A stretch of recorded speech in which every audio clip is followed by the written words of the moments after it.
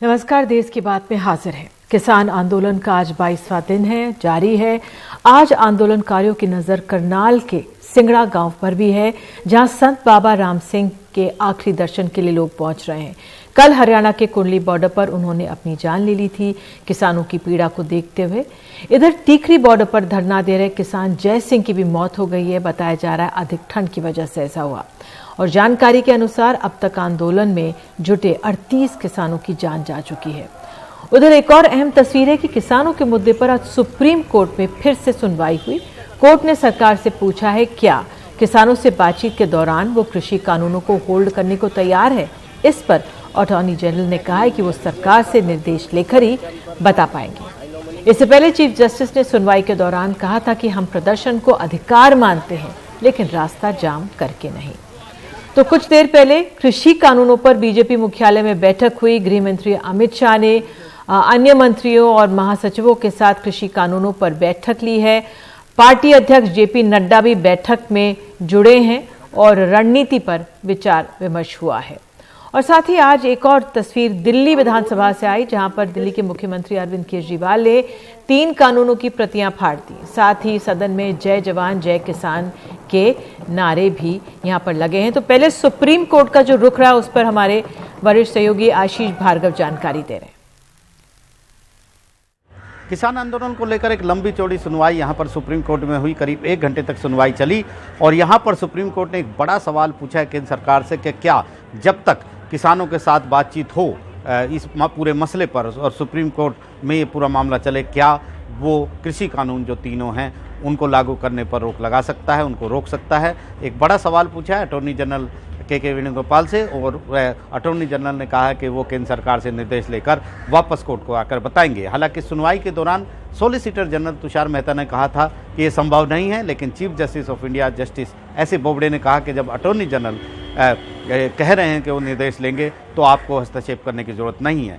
बड़ी लंबी चौड़ी सुनवाई में यहाँ पर सुप्रीम कोर्ट ने बहुत सारी बातें की हैं और कहा है कि किसानों के दुख को, दर्द को और किसानों के विरोध को वो समझते हैं, क्योंकि सुप्रीम कोर्ट के जो जज हैं वो भी भारतीय हैं। विरोध करने का जो मौलिक अधिकार है उसकी वो पुष्टि करता है सुप्रीम कोर्ट और विरोध प्रदर्शन में कोई दखल नहीं देगा। लेकिन सवाल ये है कि विरोध प्रदर्शन कहाँ पर होना चाहिए और किस तरीके से होना चाहिए। सबसे अहम बात यह है कि किसी तरह की हिंसा ना हो, पुलिस बल कोई प्रयोग ना करे, किसी को आने जाने में दिक्कत ना हो, ये तमाम चीज़ें ध्यान में रखी जानी चाहिए। सुप्रीम कोर्ट ने ये भी कहा है कि वो एक स्वतंत्र और निष्पक्ष कमेटी बनाने की सोच रहा है जिसमें पी साईनाथ जैसे पत्रकार हों और यहाँ पर वो सरकार और किसान दोनों की बात सुने और एक फैसला दे जिसको दोनों पक्ष जो है अपने आप में माने। तो यहाँ पर सुप्रीम कोर्ट ने कहा है कि धरना प्रदर्शन कहाँ होगा, रामलीला मैदान में कहीं और, ये तय करना पुलिस का काम है। ना अदालत ये कर सकती है और ना ही सरकार ये कर सकती है। बहुत बहुत धन्यवाद आशीष। और हमारे साथ खास मेहमान हैं प्रोफेसर दर्शनपाल सिंह, अध्यक्ष है क्रांतिकारी किसान यूनियन के। सर बहुत बहुत धन्यवाद समय निकालने के लिए। सर आज सुप्रीम कोर्ट में भी मामला आया है, 22वां दिन हो चुका है आंदोलन का। आज का आपका आंकलन क्या है, किधर पहुंचा है ये कृषि आंदोलन? हेलो, धन्यवाद। मैं जितना देख पाया हूँ सुप्रीम कोर्ट की जो कार्रवाई है उसमें सुप्रीम कोर्ट ने 3-4 जो बातें कही हैं। एक तो ये कहा है कि इनका राइट है प्रोटेस्ट करने का, डेमोक्रेटिक राइट है। दूसरा ये है कि दोनों को बोला है कि कोई वायलेंस नहीं होना चाहिए और पुलिस को भी बोला है कि उसकी तरफ से वायलेंस नहीं होना चाहिए। तीसरा, जैसे ही गवर्नमेंट की तरफ से बार बार आया कि लोगों ने रोड्स रोक रखी हैं, लोगों को असुविधा होती है, तो उसको भी सुप्रीम कोर्ट ने एक अच्छे तरीके से जैसे किसानों का पक्ष लेते हुए बोला कि रोड्स रुकी हुई हैं। लेकिन कल भी उन्होंने बोला था कि ये तो रोड जो है पुलिस ने, वो दिल्ली जाना चाहते थे, पुलिस ने रोकी है रोड। और ख़ासकर अभी ये भी बोला गया कि ये तो जाना चाहते थे ये रामलीला मैदान में, और रामलीला मैदान में उन्होंने उदाहरण भी दिया 1987 का शायद, कि उस समय भी बहुत बड़ी भीड़ थी, कोई ऐसी चीज़ नहीं आई, दिल्ली में नहीं हुई। ये जो कार्रवाई में उन्होंने जो कमेटी का बोला है, वो कमेटी के बारे में हमारा अभी ये सोचना है कि ये सुप्रीम कोर्ट किस तरह का, ऐसे उन्होंने हिंट दिया है, लेकिन हम ये मानते हैं कि मामला हमारे और गवर्नमेंट के बीच में है। गवर्नमेंट और किसान संगठनों को इसको रिजॉल्व करना चाहिए। गवर्नमेंट को ये 3 कानून जो हैं वो रद्द करने चाहिए। सुप्रीम कोर्ट को ये जरूर देखना चाहिए कि ये 3 कानून जो हम उठा रहे हैं कि अनकॉन्स्टिट्यूशनली बनाए हैं सेंट्रल गवर्नमेंट ने, हम ये कहते आ रहे हैं कि ये तीनों कानून एग्रीकल्चर के साथ जुड़े हुए हैं, एग्रीकल्चर मार्केटिंग के साथ जुड़े हुए हैं। ये ट्रेड और कमर्स का मसला ही नहीं है, बल्कि फूड स्टफ्स के ट्रेड और कमर्स का मसला जो है वो आता है कंकरेंट लिस्ट में, लेकिन एग्रीकल्चर का मार्केटिंग जो है और एग्रीकल्चर एक्टिविटी इन इटसेल्फ जो है वो स्टेट लिस्ट में आती है। तो हमारा सबसे मेजर और प्राइमरी जो मेन पॉइंट है वो ये है कि अनकॉन्स्टिट्यूशनल इन्होंने बनाए हैं।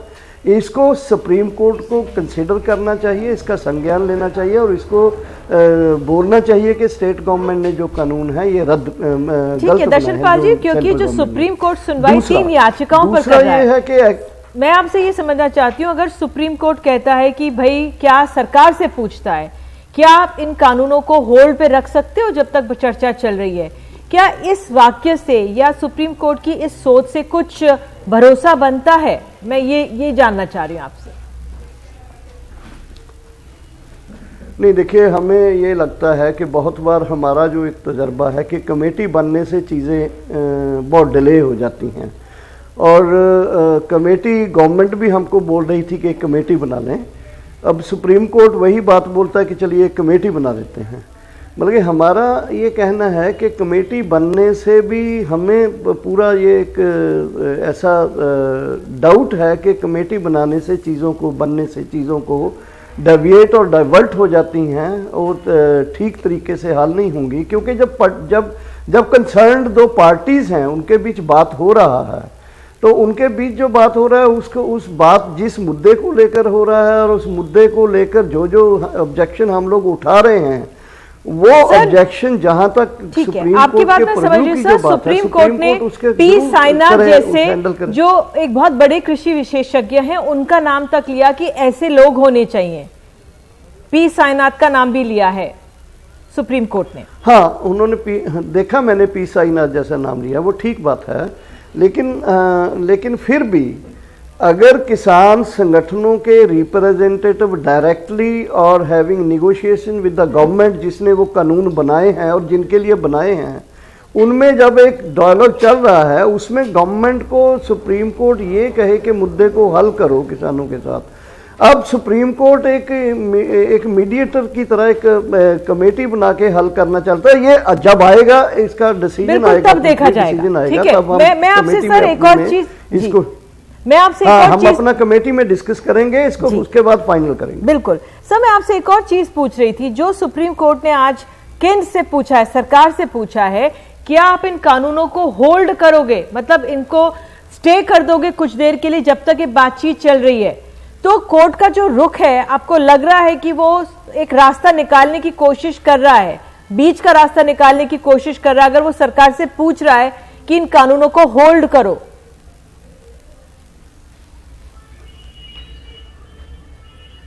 ना, वो देखिए, ये तो एक ऐसा बनता ही है, वो तो अगर गवर्नमेंट कमेटी बनाती तब भी हम कहते कि तब तक इनको विदहोल्ड करो इन कानूनों को।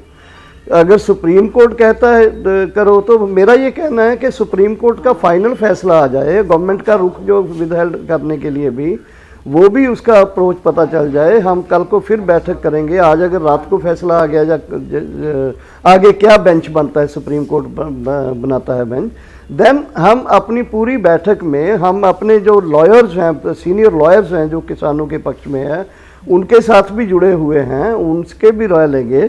क्योंकि पहले इन्होंने इम्प्लीडर बनाने की सुप्रीम कोर्ट ने किसान संगठनों को दिया, जबकि 500 के करीब किसान संगठन ने 8 को इम्प्लीड करने का एक नोटिस दिया है। और अभी इस तरह का जो उनका जो इस तरह का आया है, प्रोसीडिंग्स आया है, उस प्रोसीडिंग्स को भी देखेंगे कि अपने लॉयर से भी डिस्कस करेंगे और जो फाइनल डिसीजन आएगा, जो भी कोर्ट का जजमेंट आएगा, उस जजमेंट को पूरा कंसीडर करके फाइनली हम अपनी जो 32 संगठनों का और संयुक्त किसान मोर्चे का जो 40 संगठनों का और उससे बड़ा जो कमेटी है उसमें फाइनल करके ही बल्कि हम अपनी तरफ से फाइनली बोल सकते हैं। डॉक्टर दर्शनपाल, बहुत बहुत धन्यवाद समय निकालने के लिए। वाकई में आप लोग ये कह रहे हैं कि अभी देखना होगा सुप्रीम कोर्ट और सरकार का क्या रुख रहता है, विचार विमर्श करके ही आगे बढ़ा जाएगा। बहुत बहुत धन्यवाद। अब हमारे साथ हमारे वरिष्ठ सहयोगी अखिलेश शर्मा मौजूद है। अखिलेश, आज सुप्रीम कोर्ट का रुख रहा है। अब हमने देखा गृह मंत्री की तमाम महासचिवों मंत्रियों के साथ बैठक हुई है और जेपी नड्डा पार्टी अध्यक्ष भी जुड़े हैं, लेकिन बैठक में क्या कुछ असर है सुप्रीम कोर्ट के रुख का? सुप्रीम कोर्ट ने पूछा है कि आप इन कानूनों को होल्ड करोगे, तो सरकार का रुख क्या लग रहा है? कुछ आंकलन हुआ इस पे सुप्रीम कोर्ट के सवाल का? देखिए, अभी इस सवाल का जवाब तो नहीं मिल पाया निधि की जो ये बात सुप्रीम कोर्ट में आई है कि इन कानूनों को होल्ड कर दिया जाए, उस पर जिस पर अटॉर्नी जनरल ने कहा कि वो सरकार से पूछकर बताएंगे, इस पर सरकार का क्या रुख है अभी यह साफ नहीं है। लेकिन ये जो बैठक थी ये मूलतः संगठन के विषयों को लेकर के थी कि किस तरह से जो बीजेपी ने अपने एक आउटरीच यानी जनसंपर्क अभियान चलाने का फैसला किया है जो लगातार चल रहा है। कल हमने देखा था कि कृषि मंत्री नरेंद्र सिंह तोमर ग्वालियर में थे, धर्मेंद्र प्रधान इंदौर में थे, योगी आदित्यनाथ आज पश्चिमी उत्तर प्रदेश में थे। तो एक के बाद एक पूरे देश भर में 700 जिलों में जो जनसंपर्क अभियान चलाने का फैसला बीजेपी ने किया है उसकी समीक्षा की गई है कि अभियान किस तरह से चल रहा है, इसे आगे आने वाले दिनों में कैसे ज्यादा तेज किया जाए, इसकी समीक्षा की गई है। गृहमंत्री अमित शाह, पीयूष गोयल, निर्मला सीतारमण, नरेंद्र सिंह तोमर, ये तमाम कैबिनेट मंत्री थे। बीजेपी के सारे महासचिव इस बैठक में मौजूद थे। बीजेपी अध्यक्ष जेपी नड्डा जो कोरोना पॉजिटिव हैं, घर पर अपना आराम कर रहे हैं, वो भी वीडियो कॉन्फ्रेंस से इस बैठक में जुड़े थे। मैं आपको बताऊं कि कल पीएम नरेंद्र मोदी खुद इस आउटरीच कार्यक्रम का हिस्सा बनने जा रहे हैं। कल 2 बजे वो मध्य प्रदेश के किसानों को संबोधित करेंगे। 15,000 जो पंचायतें हैं वहां पर उनके भाषण का सीधा प्रसारण किया जाएगा। रायसेन में मुख्यमंत्री शिवराज सिंह चौहान मौजूद रहेंगे जहां पर कि किसानों को करीब 1500 करोड़ की सहायता राशि भी वितरित की जाएगी। तो ये एक बड़ा कार्यक्रम बीजेपी ने बनाया है। कल हमने देखा था कि कैबिनेट ने गन्ना किसानों के लिए घोषणा की थी। कल जो है वो मध्य प्रदेश के किसानों को आर्थिक मदद दी जाएगी। तो कोशिश ये है निधि कि जो आंदोलन चल रहा है वो देश के दूसरे हिस्सों में ना फैले और बाकी जो किसान उनको समझाया जाए कि ये जो कानून आई आपके हित में है। बिल्कुल, बहुत बहुत धन्यवाद अखिलेश। तो अखिलेश बता रहे हैं किस तरह से सरकार की कोशिश यही है कि ज्यादा से ज्यादा किसानों को इस कृषि कानून के फायदे गिनाए जाए। प्रधानमंत्री कल मध्य प्रदेश के किसानों से जुड़ेंगे। बहरहाल आपको बता दें, आज दिल्ली की विधानसभा में कृषि कानूनों के बिल की गूंज उठी। हमने विधानसभा में देखा किस तरह से मुख्यमंत्री अरविंद केजरीवाल ने इसकी प्रतियां फाड़ी है। उन्होंने कहा दर्द है मुझे, लेकिन जो मैं किसानों की पीड़ा देख रहा हूं उसका भी दर्द है। हमारे साथ दिल्ली के उप मुख्यमंत्री मनीष सिसोदिया हैं। बहुत बहुत धन्यवाद मनीष सिसोदिया समय निकालने के लिए। आज दिल्ली में जिस तरह से हमने विधानसभा में दृश्य देखे हैं, मुख्यमंत्री ने प्रतियां फाड़ी हैं, अब आगे की क्या रणनीति इस पूरे मामले पर दिख रही है आम आदमी पार्टी की? देखिए, आम आदमी पार्टी के लिए रहा क्या है, इससे ज़्यादा इम्पोर्टेंट ये है कि इन किसानों के लिए रहा क्या है जो 3 डिग्री टेम्परेचर पर दिल्ली के चारों तरफ बैठे हैं और इस उम्मीद में बैठे हैं कि केंद्र सरकार उनकी बात सुनेगी। और ये जो 3 कानून जिनकी वजह से उनकी खेती बर्बाद होने लगी है, आज उनके पास में ऑप्शंस नहीं बचे हैं, तो उनको केंद्र सरकार वापस लेगी। तो जब भी हो, मुझे लगता है कि किसान बहुत मजबूत तैयारी के साथ आए हैं और दिल्ली सरकार भी उनके साथ खड़ी है, आम आदमी पार्टी भी उनके साथ खड़ी है उनकी इस मांग में। और हम बिल्कुल चाहेंगे कि जितना जल्दी हो सके तीनों के तीनों कानून वापस लिए जाएं। बिल्कुल, हम अपने इस कार्यक्रम में आगे दिखाएंगे कमाल खान हमारे सहयोगी की रिपोर्ट। जिस तरह से योगी आदित्यनाथ ने भाषण दिया है, बरेली में किसानों से संपर्क साधा है, बीजेपी के तमाम नेता ऐसा कर रहे हैं। तो मनीष, मेरा सवाल आपसे यह है कि योगी आदित्यनाथ ने कहा है कि जो विपक्ष है राम मंदिर के निर्माण से बहुत बौखलाया हुआ है और इसलिए वो किसानों को उकसा रहा है। योगी आदित्यनाथ जी का पूरा भाषण मैंने सुना था। उन्होंने मीटिंग तो बुलाई थी किसानों को ये बताने के लिए कि इस कानून के फायदे क्या हैं, ये जो कृषि कानून आए हैं इनके फायदे क्या हैं, पर पूरे भाषण में वो एक भी फायदा किसानों को नहीं गिना पाए। उन्होंने 2 बातें कही। बोले जी, सबसे पहली बात तो यह है कि किसानों की जमीन नहीं जाएगी। अरे, जमीन तो अभी भी नहीं जाती, तो ये कोई नया अधिकार क्या लेके आए हो इसमें आप? जमीन तो नहीं जाती है, जिसकी पुश्तैनी जमीन है वो बच्चों को मिलती है, बच्चों से बच्चों को मिलती है, तो जमीन तो ऐसे नहीं जाती है, तो इसमें नया क्या है? दूसरा, उन्होंने कहा कि किसान कहीं भी अपनी फसल बेच सकता है। पर साहब, बेचे कहाँ? किसान ये नहीं पूछ रहा कि मुझे कहीं भी बेचनी है, वो ये पूछ रहा है साहब मुझे बता दो कहाँ बेचूं। गेहूं का समर्थन मूल्य जो मिनिमम सपोर्ट प्राइस है उत्तर प्रदेश में 1800 रुपए है, लेकिन पूरे उत्तर प्रदेश के एक भी गांव में अगर 1000 या 1100 रुपए से ऊपर गेहूं बिक रहा हो तो बता दीजिए। तो धान की बात मैं कर रहा हूं, धान अगर बिक रहा हो तो बता दीजिए। अब ऐसे में वो किसान कहां जाए 1800 रुपए में बेचने के लिए, उसको ये जानना है। उसको ये नहीं जानना आप कहीं भी बेच सकते हो, कौन सी जगह 1800 रुपए में बिक रहा है ये बताइए ना। तो योगी आदित्यनाथ जी के पास में खुद भी कोई एक पॉइंट नहीं था किसानों को ये बताने के लिए कि आपके इसमें फायदे क्या है। बिल्कुल। मनीष, आखिरी सवाल ये कि सुप्रीम कोर्ट में इस मुद्दे पर चर्चा हुई है, कितनी उम्मीद है रास्ता निकालने की? अब केंद्र सरकार भी कंफ्यूज है, मुझे लग रहा है कि उनको समझ नहीं आ रहा अब इसको किसान आंदोलन को कैसे डील करें। तो अब देखते हैं, हो सकता है सुप्रीम कोर्ट से कुछ राह निकले। जी, बहुत बहुत धन्यवाद हमसे बात करने के लिए दिल्ली के उप मुख्यमंत्री मनीष सिसोदिया। और अब सीधे उत्तर प्रदेश से खबर। उत्तर प्रदेश के मुख्यमंत्री योगी आदित्यनाथ ने कहा है कि अयोध्या में राम मंदिर का निर्माण हो रहा है उसको विपक्ष बर्दाश्त नहीं कर पा रहा है, इसलिए वो कृषि कानूनों के खिलाफ किसानों से आंदोलन करवा रहा है। बीजेपी किसानों तक अपनी बात पहुंचाने के लिए जगह जगह किसान रैली कर रही है। बरेली की किसान रैली में मुख्यमंत्री ने ये बात कही है। कमाल खान की रिपोर्ट। बरेली की किसान रैली में योगी आदित्यनाथ किसानों के सामने सरकार का नजरिया पेश कर रहे थे। उन्होंने कहा कि प्रधानमंत्री मोदी ने अयोध्या में भव्य राम मंदिर का निर्माण शुरू कर दिया है जो विपक्ष को बर्दाश्त नहीं है, इसीलिए वो किसानों को गुमराह कर आंदोलन करवा रहा है। अयोध्या में राम मंदिर बनना चाहिए कि नहीं बनना चाहिए? मैं पूछना चाहता हूं यहां पर आए हुए जितने भी किसान भाई बंधु हैं सबसे पूछना चाहता हूं, आप बताइए कि अयोध्या में राम मंदिर बनना चाहिए कि नहीं बनना चाहिए? मोदी जी ने काम ठीक किया है, आप समर्थन करते हैं तो एक बार बोलिए जय श्री राम, जय श्री राम। सीएम योगी कहते हैं कि विपक्ष कश्मीर में धारा 370 खत्म करने से भी नाराज है। किसानों को गुमराह कर आंदोलन करवाने की एक वजह यह भी है। हालांकि इसे खत्म करने से वहां अलगाववाद भी खत्म होगा और जमीन भी आप खरीद सकेंगे। मैं आपसे पूछना चाहता हूं, जम्मू कश्मीर में धारा 370 समाप्त करके जो अधिकार प्रधानमंत्री मोदी जी ने पूरे देश को दिया है, क्या यह अच्छा कार्य हुआ है? आप समर्थन करते हैं, प्रधानमंत्री मोदी जी का अभिनंदन करते हैं, तो मेरे साथ बोलेंगे भारत माता की, भारत माता की। योगी ने कहा कि नए कानून से निजी क्षेत्र में कंपटीशन बढ़ेगा और किसानों को ज्यादा दाम मिलेगा। एक निजी क्षेत्र में मंडी एक स्वस्थ प्रतिस्पर्धा को बढ़ाने के लिए प्रारंभ किया जा रहा है, जिससे किसानों को ज्यादा दाम मिल सके। किसान अपनी उपज को मंडी के अलावा अगर कहीं बाहर बेचना चाहेगा, उस पे किसी भी प्रकार का कोई टैक्स नहीं लगेगा। किसान आंदोलन से परेशान बीजेपी बड़े पैमाने पे किसानों तक कृषि कानून के समर्थन में अपनी बात पहुंचाना चाहती है। संघ का नेटवर्क भी इसके लिए काम कर रहा है, लेकिन ये राम मंदिर का जो कोण है ये पहली बार इस आंदोलन के बीच में आया है। बरेली में रणदीप और लखनऊ में कैमरामैन राजेश गुप्ता के साथ कमाल खान, एनडीटीवी इंडिया।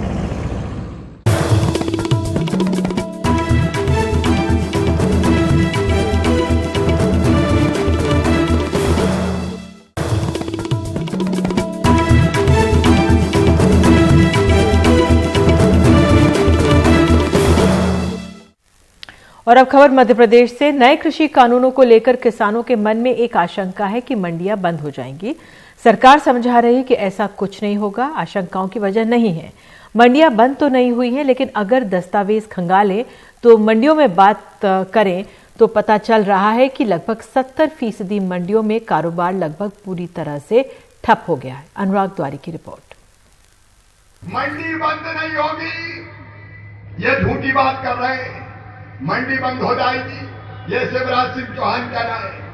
किसी भी कीमत पर मंडियां बंद नहीं होंगी, मंडियां चालू रहेंगी, चालू रहेंगी, चालू रहेंगी। मामा ने 2 रुपया की जगह 50 पैसा अठन्नी मंडी टैक्स कर दिया।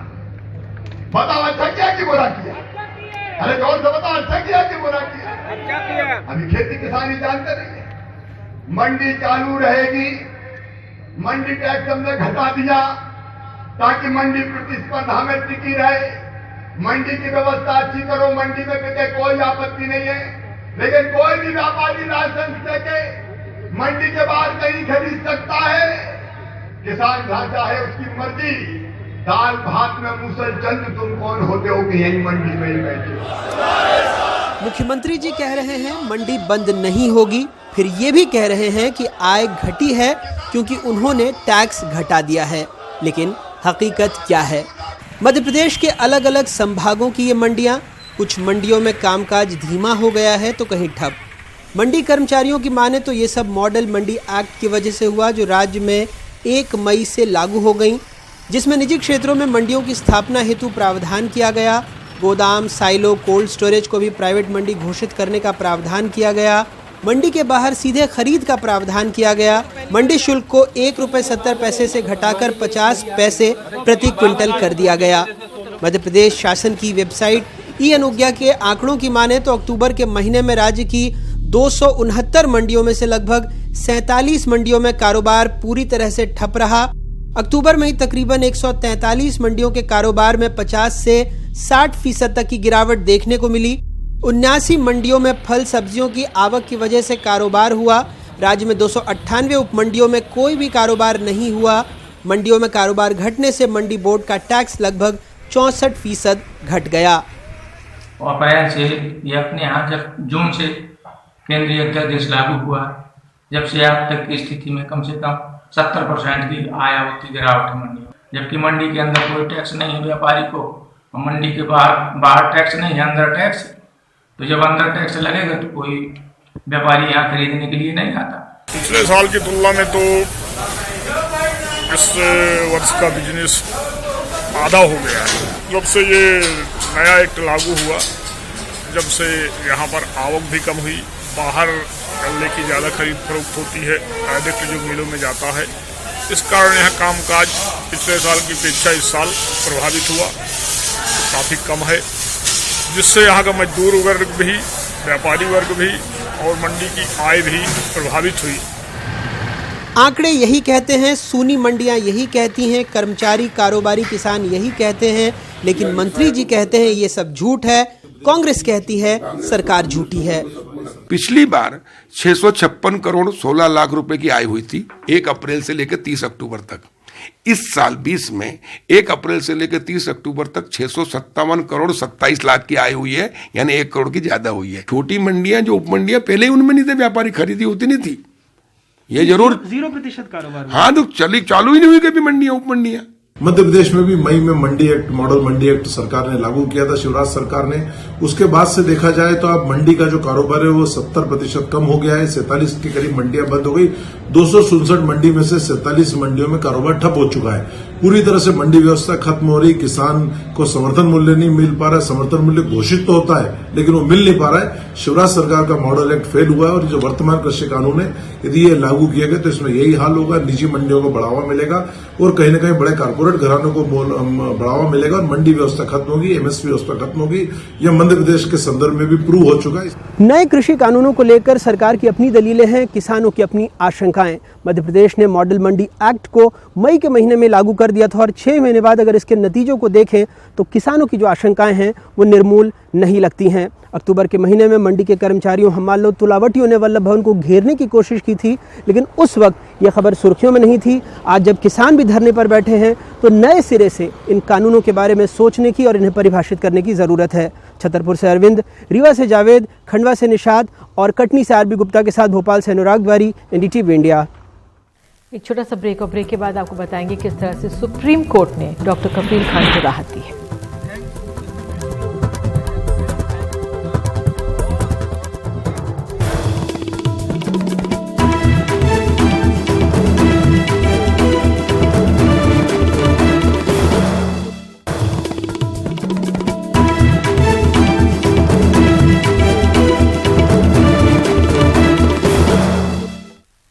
डॉक्टर कफील खान को सुप्रीम कोर्ट से बड़ी राहत मिली है। सुप्रीम कोर्ट ने इलाहाबाद हाई कोर्ट के एनएसए हटाने के खिलाफ यूपी सरकार की याचिका को खारिज कर दिया है। हालांकि सुप्रीम कोर्ट ने कहा है कि हाई कोर्ट की टिप्पणी आपराधिक मामलों को प्रभावित नहीं करेगी, मामले मेरिट के आधार पर तय किए जाएंगे। उत्तर प्रदेश सरकार ने अपनी याचिका में कहा था कि डॉक्टर कफील खान का ऐसे कई अपराध करने का इतिहास था जिसके खिलाफ उनके खिलाफ अनुशासनात्मक कार्रवाई की गई। और आगे बताएंगे इसरो के नाम एक और उपलब्धि।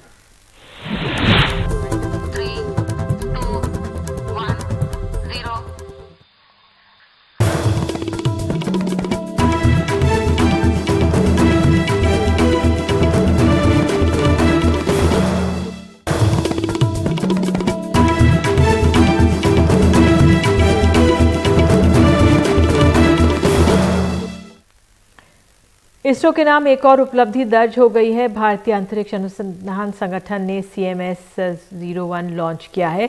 PSLV C50 के जरिए इस संचार उपग्रह को लॉन्च किया गया है। इस मिशन के लिए सतीश धवन स्पेस सेंटर से 25 घंटे की उल्टी गिनती बुधवार दोपहर को ही शुरू हो गई थी। कोरोना के समय में इसरो की ओर से ये दूसरा मिशन है। हम यहाँ तक महसूस कर सकते हैं।